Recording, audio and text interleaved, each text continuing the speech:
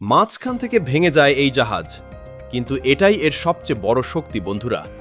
দূর থেকে যদি আপনি এই জাহাজটিকে দেখেন, তাহলে হয়তো প্রথমেই মনে হবে ভয়াবহ কোনো দুর্ঘটনা ঘটেছে, কারণ বিশাল আকারের জাহাজটি হঠাৎ করেই মাঝখান থেকে দুই ভাগ হয়ে যায়।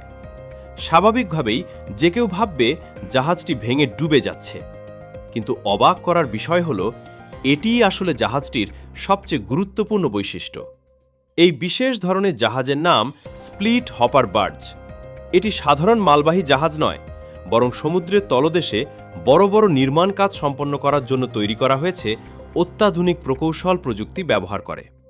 জাহাজটির ভেতরে থাকে শক্তিশালী হাইড্রোলিক সিস্টেম, যা প্রয়োজন অনুযায়ী পুরো জাহাজকে নিয়ন্ত্রিতভাবে দুই ভাগে খুলে দিতে পারে। কিন্তু কেন এমন অদ্ভুত ব্যবস্থা? কারণ এই জাহাজের মূল কাজ হল সমুদ্রের তলদেশ থেকে ড্রেজিংয়ের মাধ্যমে তোলা বালি, মাটি, পাথর এবং অন্যান্য ভারী উপকরণ পরিবহন করা। প্রথমে জাহাজের ভেতরে হাজার হাজার টন উপকরণ ভরা হয়।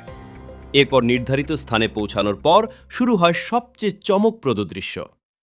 একটি নির্দেশের সঙ্গে সঙ্গে পুরো জাহাজ মাঝখান থেকে খুলে যায়, আর ভেতরে জমে থাকা সব উপকরণ সরাসরি সমুদ্রের তলদেশে পড়ে যায়।